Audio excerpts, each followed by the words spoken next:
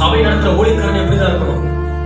அதேதான் கர்த்தர் என்ன உரைக்கிறாரோ அந்த வார்த்தையை சொல்றவங்க உண்மையும் உத்தமமான. ஹல்லேலூயா. இன்றைக்கு நிறைய பேர் சொல்லுவாங்க, இந்த வார்த்தை பேசினா இவங்களுக்கு அப்செட் ஆயிடுது, இந்த வார்த்தை சொன்னா அவங்களுக்கு டேமேஜ் ஆகுறாங்க, அவங்க ஃபீல் பண்றாங்க அப்படின்னு. அப்படியேப்பட்ட கோசம் பிரசங்கம் மாத்திரம் அவங்க கள்ள ஊழியக்காரன். உண்மை உத்தமமான ஊழியக்காரன் கர்த்தர் என்ன சொல்றாரோ அதுதான் ஊழியம். ஆமென். சபை ஜனங்களோட ஒத்து போல, எந்த ஸ்தாபனத்தோட ஒத்து போல. இன்னைக்கு சில ஜனங்களுக்கு அவங்க பிடிக்காதது பேசினா சபைக்கு வராம போயிருது. ஒரு 1 hour 1.5 hour கொஞ்சம் லேட்டா நடந்துன்னா ஆராதனை விட்டு வெளியே போயிருது. இவர் எனக்கு தான் பேசினாரு, என்ன தப்பி வச்சு பேசுறாரு. ஹல்லேலூயா. நான் பரிசுத்தாவே மூட்டை பேசுறாங்க, லாஸ்ட் உணர மாட்டேன் பாருங்க. உனக்கோசம் பிரசவத்தை மாற்ற முடியாது, நீங்க வார்த்தைக்குள்ள வரணும். ஆமென். உங்களுக்காக வார்த்தை சேஞ்ச் ஆகும். ஹல்லேலூயா. பரிசுத்தால் உண்மையான வித்தா இருந்தா தன்னுடைய மிஸ்டேக்ஸை ரியலைஸ் பண்ணி வார்த்தைக்குள்ளாக வரும். சர்ப்பத்தின் வித்தா இருந்தா இது எனக்கு தான் பேசணும் சொல்லி சபை விட்டு வெளியே போகும். இதான் அடியாருமே. இது சும்மா சொல்லல, உண்மையான சிம்டம்ஸ். ஆமென். நீ தேவனுடைய வித்தா இருந்தா இந்த வார்த்தைக்குள்ள கண்டிப்பா வருவேன். ஊழியக்கார வசனத்தை தானே சொல்றாரு, பரிசுத்தாவே தான் மூலியமா பேசுறாரு. கரெக்டா பொருந்துது, என் மிஸ்டேக்ஸ் ஒரு பேச கரெக்டா பொருந்துது. ஆனா சர்ப்பத்தின் வந்து என்ன தெரியுமா, அதுக்கு அப்படியே திருப்பி வரும், அது எகஸ்ட்ரா பேசும். இதுதான் சிம்டம்ஸ்.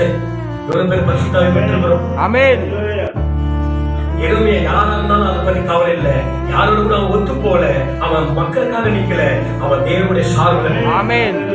ஆனா அதுதான் அவங்க மேல வெறிக்கொலை செய்தது. இஸ்ரவேல் ஜனங்க எல்லாரும் அவனை என்ன பண்ண ஆரம்பிச்சிட்டாங்க, பகைக்க ஆரம்பிச்சாங்க. சத்தியத்தை பேசுகிறவர்கள் இந்த உலகம் எப்ப அங்கீகரிக்கப்பட்டது சொல்லுங்க? சத்தியத்தை பேசுகிறவர்கள் உலகம் நேசிக்கிறார். ஹல்லேலூயா. நான் சத்தியத்தை பேசலன்னா டெய்லி எனக்கு விருந்தம் பண்ணுவாங்க, வாட்ஸ்அப்ல மெசேஜ் அனுப்புவாங்க, விருந்து பண்ணுவாங்க. ஆமா, வாட்ச்ல வாங்கி தருவேன், எல்லாமே பண்ணலாம். ஊழியக்காரை யாரை நேசிக்க முடியும் தெரியுமா? சத்தியத்தை நேசிக்கிறவங்க தான் ஊழியக்காரரை நேசிக்க. ஆமென். அப்ப இந்த எரேமியாவை எல்லாரும் என்ன பண்ணிட்டாங்க, எனக்கு விரோதமா தீர்க்க தரிசனம் உடைக்கிறியே, யாருக்கு விரோதமா? நீ செஞ்ச தப்புக்கு விரோதமா தான் உன் காரியம் நடக்கிறது ரிலேஷன் பண்ணல. இப்ப எரேமியாவை எல்லாரும் என்ன பண்ணிடுறாங்க? அதனால எதுவுமே கவலைப்படல, கர்த்தர் சொல்றத நான் சொல்லுகிறேன். ஆமென். ஹல்லேலூயா. எவ்வளவு பேர் சொல்றீங்க கர்த்தர் என்னோட கூட இருக்கிறார். ஆமென். ஹல்லேலூயா. ஆமா. கடைசி நாட்கள் இப்ப நம்ம வாழ்ந்து கொண்டிருக்கிற காலத்துல ஊழியக்காரர்கள் கள்ள மெய்ப்பர்களா இருக்கிறாங்க. எல்லாரும் சொல்லல, சில பேர் சொல்றேன். கடைசி காலத்துல இப்ப நம்ம வாழ்ந்து கொண்டிருக்கிற காலத்துல இருக்கிற எல்லா ஊழியக்காரர்களும் எப்படி பிரசங்கிக்கிறாங்கன்னா எல்லா ஜனங்களோட ஒத்து போகிறாங்க. எப்படி ஒத்து போறாங்க? எல்லா ஜனங்களோட ஒத்து போகிறாங்க.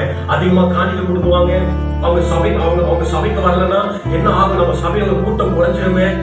இவங்க தானே நமக்கு நல்லது கெட்டதுக்கு வருவாங்க. அதுக்கப்புறம் வேற என்ன சொல்றது, இவங்க தானே எதனா நல்லதுன்னா அரசியல்வாதி கிட்ட கொண்டு போவாங்க. நமக்கு எதனா பிரச்சனை இவங்க தானே சால்வ் பண்ணி விடுவாங்க. இப்படிதான் நீங்க நிறைய ஊழியக்காரர்கள் சபைகள் போய்கொண்டு இருக்கு. ஹல்லேலூயா. கடைசி காலத்துல கள்ள மெய்ப்பர்கள் எழுதிருக்கிறாங்க பாருங்க. தேவனுடைய வார்த்தையை மக்களுக்கு போஷிக்காம அதற்கு பதிலாக சடங்காச்சாரர்களும் கோட்பாடுகளும் முன்னாடி ஜனங்களை வழி நடத்துறாங்க. எல்லா ஊழியக்காரர்களும் ஜனங்கள் எப்படி நடத்துறாங்க? எப்படி நடத்துறாங்க? வார்த்தைகளால வழி நடத்துறதுல சடங்காச்சாரங்கள், கோட்பாடுகள். தேவனுடைய வார்த்தைக்கு விரோதமா இருக்கிறது எல்லாமே ஸ்தாபனங்கள் தான். தேவனுடைய வார்த்தைக்கு விரோதமா இருக்கிறது எல்லாமே சடங்காச்சாரங்கள், கோட்பாடுகள் தான். நீங்க சபைக்கு வரலன்னா, ஹல்லேலூயா, நீங்க ஞானஸ்தானம் எடுக்கலன்னா உங்களுக்கு நாங்க கல்லறை தர மாட்டோம். உங்க பிள்ளைங்களுக்கு ஃபீஸ் கட் ஆயிடும். உங்களுக்கு நல்லது கிடைக்கும், நாங்க வந்து பார்க்க மாட்டோம். பைபிள்ல எங்க சொல்லப்பட்டிருக்கு? இன்னும் ரோமன் கேத்தோலிய எல்லா டாக்டரினும் ஸ்தாபனத்தில் இருக்கு. அப்போ நீங்க எல்லா மேற்படும் எங்க வார்த்தை ஜனங்களுக்கு கொடுக்குறாங்க? ஜனங்களுக்கு ஏற்ற மாதிரி தான் ஒத்து போறாங்க. ஏன்னா ஜனங்க என்னதான் விரும்புறாங்க? அவங்க சொல்ற கடைசி காலத்துல எப்படி தோன்றுவாங்களா? கேட்ட போதர்கள் என்ன பண்ணுவாங்களா? தெரிந்து கொள்வாங்க. ஊழியக்காரனை கர்த்தர் தெரிந்து கொள்ளணுமா, ஜனம் தெரிந்து கொள்ளணும்? கர்த்தர் தெரிந்து கொள்ளணும். ஆனா இன்னைக்கு இருக்கிற சபையார்கள் எப்படி அவங்களுக்கு அந்த பாஸ்டா ஓட்டு போட்டு சூஸ் பண்ற ஊழியக்காரங்க இன்னைக்கு எது போடுறாங்க? நீங்க யாரு நேசிக்கிறீங்க சபையில? நான் ஊழியக்காரனா நான் இவரை தான் நேசிப்பேன், இவருக்கு 100%, இவருக்கு 80%. இயேசு கிறிஸ்துவுக்கு 100%. ஆமென். ஹல்லேலூயா. நீ என்ன கொடுக்குற பிரசன்ட்? நீ ஒரு மாய்மாலக்காரன், நீ கொடுக்குறதே பிரசன்ட். ஹல்லேலூயா. எனக்கு ஜீசஸ் கிறிஸ்து பிரசன்ட். ஆமென். அவர் எனக்கு 100% கொடுப்பார். ஆமென். ஹல்லேலூயா. கிருஷ்ணாவை நீ எவ்வளவு நேசிக்கிறீங்க? என் தாய் என்னை நேசிக்கிறது குறைவானதா இருந்தாலும் என் இயேசு கிறிஸ்துவை நேசிக்கிறது. ஆமென். அவர் எனக்கு 100% மார்க் தருவார். ஹல்லேலூயா. கடைசி நாட்கள் எல்லா பிரசங்கரும் ஜனங்களுக்கு என்ன பண்ணிருது? ஜனங்களுக்கு கேட்க மாதிரி போயிடுறாங்க. சரி விடுமா, இப்படிதான் அப்படிதான். இங்க அது நடக்கவே நடக்காது. ஏன்னா இந்த சபை கிறிஸ்து தலைவர். ஆமென். ஹல்லேலூயா. தற்பிரியர்களா இருப்பார்களா? பணப்பிரியர்களா இருப்பாங்களா? தேவ பிரியர்களாக சுகபோக பிரியர்களா இருப்பாங்களா? நல்லவர்களை பகைக்கிறவர்களா இருப்பாங்க. நல்லவர்களை பகைக்கிறவர்களா இருப்பாங்க. இன்னைக்கு எப்படி இருக்குது பாத்தியா? யாரை பகைக்கணும்? நம்ம பாவம் செய்கிறவர்களை பகைக்கணும். ஆனா இன்னைக்கு நம்ம 2 தீமோத்தேயு 3ஆம் அதிகாரத்துல போய் வாசிங்க. கடைசி காலத்துல சபையானது எப்படி மாறும் தெரியுமா? விசுவாசிகள் எப்படி மாறி போவாங்கன்னு பவுல் தீர்க்கதரிசனம் சொல்லிட்டு போயிருக்கிறார். முதல் சபை காலகட்டத்துல என்னன்னா, அவர்கள் தேவ பிரியர்களாக தேவ பிரியர்களாக சுகபோக பிரியர்களாக இருப்பார்களாம். தாய் தாப்பங்களுக்கு கீழ்ப்படியவர்களா இருப்பார்களாம். நல்லவர்களை பகைக்கிறவர்களா இருப்பாங்களாம். தெய்வ பக்தி வேஷத்தை தரித்து அதன் பலனை மறுதளிக்கிறவர்களா இருப்பார்களாம். எப்படியாப்பட்டவர்கள் விட்டு என்ன பண்ணு? எல்லாம் நல்லவர்களை பகைக்கிற கிறிஸ்துவர்கள். நான் சொல்றேன், அவங்க பரிசுத்தம் இல்லை என்பதை காமிக்கிறது. இயேசு கிறிஸ்து இடத்துல ஒரு பையன் இருந்துச்சுன்னா, இப்ப ஏசு பொண்ணுங்களே பையன் இருந்த பையனை இப்ப காப்பாற்ற வேண்டியதா இருக்கு. பொண்ணு கிட்ட இருந்து பொண்ணு காப்பாற்ற வேண்டியதா இருக்குது. அதுதான் ரொம்ப கஷ்டமா இருக்குது. ஹல்லேலூயா. அப்பெல்லாம் ஒரு காலத்துல இருந்தது. இப்பெல்லாம் பையனை நம்பி அனுப்புறாங்க. ஆனா பொண்ணை நம்பி பொண்ணுகிட்ட அனுப்புறது கிடையாது. பையனை நம்பி பையன் அனுப்புறது கிடையாது. ஹல்லேலூயா. ஏன்னா எப்பவுமே பாருங்க, இதுதான் அசுத்தாவி. இதெல்லாம் ஒரு அசுத்தாவி தெரியுது அவங்களுக்கு. நாங்க பரிசுத்தமான ரிலேஷன்ஷிப்ல இருக்கிறோம், நாங்க கரெக்டா இருக்கிறோம். அப்படி இருந்தா கரெக்ட், நல்லதுதான். அது இயேசு கிறிஸ்து பார்க்கிறார். ஹல்லேலூயா. எப்பவுமே ஒரு ஆணும் ஒரு பெண்ணும் தான் கர்த்தர் என்ன பண்ணாரு, அது வைத்திருக்கிறார். அதுக்கு ஆணும் பெண்ணும் போனால் யாருக்கு விரோதமானது? அது தேவனுக்கு விரோதமானது. அது இயற்கைக்கு அப்பாற்பட்டது. இது ஒரு அசுத்தாவி. ஜனங்களுக்கு தெரியுது இல்லை. ஹல்லேலூயா. உலகத்தார் அப்படிதான் போவாங்க. போப்பாத அங்கீகரிக்கிறாரு. நம்ம இந்தியா இருக்கிற ஜனங்களுக்கு அதை அங்கீகரிக்கிறாரு. ஆனா பைபிள் அதை அங்கீகரிக்கிறார். ஆமென். ஹல்லேலூயா. பைபிளை பின்பற்றுகிறோம். ஆமென். தீர்க்கதரிசி நாங்க பயப்படல, உங்களுடைய ஊழியக்காரர்களுக்கு நாங்க பயப்படல, உங்களுடைய சத்தத்துக்கு நாங்க என்ன பண்ணல, செவி கொடுக்கல. அதனாலதான் ஆண்டவரே இந்த இடத்துல நாங்க என்ன பண்ணிருக்கிறோம், அடிமையா இருக்கிறோம். தானியேல் எப்படி கரெக்டான வழியை கண்டுபிடிக்கிறார். ஆமென். இன்னைக்கு நிறைய பேர் சொல்றது, நீ உண்மையான கிறிஸ்துவனா இருந்தா என்ன தெரியுமா பண்ணணும்? நீ உண்மையா பரிசுத்தம் பெற்றதுன்னா, என் வாழ்க்கையில இந்த கடன் பிரச்சனை ஏன் வந்தது என்பது உங்களுக்கு தெரியணும். ஆமென். என் வாழ்க்கையில இன்னைக்கு என் குடும்பம், என்னுடைய பிள்ளைங்க சீர்கெட்டு போகுது, அது காரணம் தெரியணும். நான் எதை தொட்டாலும் தோல்வி, எதுவுமே ஆசீர்வாதம் இல்லை. நான் ஒரு காரியத்தை முயற்சிக்கிறேன், அதுல ஃபெயிலியர் நான் பாக்குறேன், அது என்னன்னு உங்களுக்கு தெரியணும். சில பேர் பெரிய நீதிமன்றமே பேசுவாங்க, இதெல்லாம் ஏன் நடக்குது என்பது எனக்கு தெரியல. உங்களுக்கு தெரியும் என்ன கிறிஸ்தவன், உங்களுக்கு தெரியும். நான் தெரிஞ்சிருச்சீங்க, நான் அடிமை இருக்கிறது காரணம் என்ன? யாரும் இல்லைங்க, நாங்க தாங்க. ஆமென். எங்க பாவம் தான், நாங்க செஞ்ச அக்கிரமம் தான். இப்படி சிந்திக்கிறது கிறிஸ்தவர்கள். அப்பட்டமா பழி போட்டாங்க. யார் என்ன செய்யறாங்களோ, நாங்க எந்த தப்பு செய்யல. நீ தப்பு செய்யலாம், ஏன் ஆண்டவனை சிறையிருப்புல இருக்கிற? நீ தப்பு செய்யலாம், ஆண்டவனை பனிஷ்மெண்ட் பண்ற. சில பேருக்கு சில மிஸ்டேக்ஸ் சொல்லுவோம், சில பேருக்கு சில தவறை சொல்லுவோம், அவங்க தன்னை ஒத்துக்க மாட்டாங்க. சர்ப்பத்தின் வித்து. சில பேருடைய தப்பு ஒரு ஊழியக்கார கூப்பிட்டு சில பேரை கூப்பிட்டு பேசுவேன், சபையில விசுவாசிக்கிட்டு சொல்லுவேன். ஆனா தன் தப்ப அவங்க என்ன பண்றது இல்லை, ரிலைஸ் பண்றது இல்லை, உணர்றது இல்லை. இவங்க தப்பு, நான் செஞ்சது தப்புன்னு உணர பண்ணாங்க. கடைசி வரைக்கும் ஒரு பாஷ சொல்றாரு, வசனத்தை வச்சுதானே சொல்றாரு. நம்ம வாழ்க்கையும் சொல்றது கரெக்டா தான் இருக்கு, கொஞ்சம் கூட உணர்றது கிடையாது. ஆனா மத்தவடைய தப்பு ஈஸியா சொல்லுவாங்க. மத்தவடைய தப்பு சொல்றதுக்கு முன்னாடி வந்து நிற்பாங்க. ஹல்லேலூயா. மனம் திரும்பாத கிறிஸ்தவர்கள் இன்னைக்கு ஏன் அடிமையா இருக்கிற? நீ கர்த்தர் கீழ்ப்படியாம இருக்கிறதுனாலதான். கர்த்தர் பேசி கொண்டுதான் இருக்கு. ஆமென். அதை ரிலீஸ் பண்ணணும். நீங்க சும்மா கர்த்தர் பனிஷ்மென்ட் பண்றதுக்கு அவர்னா அநீதி உள்ளவரா? என் தேவன் நீதி உள்ளவர். ஆமென். உன் பிள்ளைகிட்ட மிஸ்டேக்ஸ் இருக்கு, உன் குடும்பத்துல இருக்கிற ஒவ்வொருத்தருக்கிட்ட மிஸ்டேக்ஸ் இருக்கு, உங்ககிட்ட மிஸ்டேக்ஸ் இருக்கு. அதை ரிலீஸ் பண்ணணும். தானியேல் என்ன தப்பு பண்ண? ஒரு வசனத்தை காமிக்க பார்க்கல பைபிள்ல. ஒரே ஒரு வசனம் தானியேல் ஒரு மிஸ்டேக்ஸ் பண்ணாரு. பைபிள் சொல்லுது அவன் குற்றமில்லாதவனா இருந்தான். ஆமென். அதான் செங்கேலிருந்து அவர் காப்பாத்துறாரு. தானியேல் ஒரே ஒரு தப்பு கூட பண்ணல, ஒரு மிஸ்டேக் கூட பண்ணல. தானியேல் ஜெபம் பண்றான், என்னுடைய பாவத்துக்காகவும் நான் அறிக்கை செய்கிறேன். இதான் உண்மையான கிறிஸ்தவன். ஆமென்.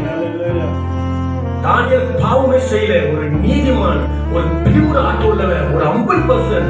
ஆனா அவன் போயிட்டு நான் பாவம் பண்ணிட்டாங்க, என் ஜனங்களும் பாவம் பண்ணிட்டாங்க, எனக்கு எல்லா தப்பையும் செஞ்சுட்டு நான் பாவமே பண்ணலன்னு எதிர்த்து நிக்கிற திமிர்க்குள்ள அகந்த கிறிஸ்தவன் எத்தனை பேர் தெரியுமா?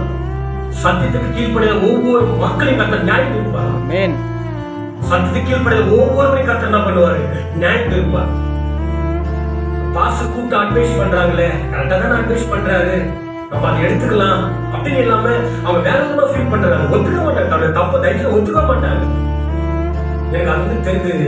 அவங்களுக்கு என்னால ஈஸியா கண்டுபிடிச்சு முடிஞ்சிருது அவங்களுக்குள்ள பரிசுத்த ஆவியானவர் இல்ல, இது கர்த்தருடைய வித்தை இல்ல, இது ராப்சர் போகாது, ஷோர் 100% ஷோர். தாவீது அப்படிதான் தப்பு பண்ணான். நாத்தான் தீர்க்கதரிசி போய் சொல்றான்.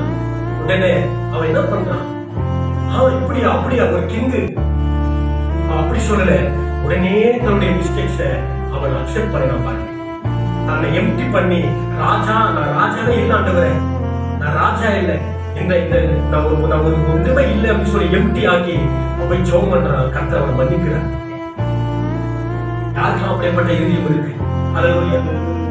இங்க இப்படிப்பட்ட இறுதி உங்களுக்கு இருந்துச்சுன்னா நான் சொல்றேன், இந்த 70 வருஷத்துக்கு அப்புறம் எப்படி அவங்க விடுதலை ஆக்கினாரோ, இன்றைக்கு இந்த பிரசங்கத்தை கேட்டு என் வாழ்க்கையை எல்லாத்துக்கும் நடந்து எதை நீ கண்டுபிடிச்சு வச்சுக்கல கர்த்தர். ஆமென்.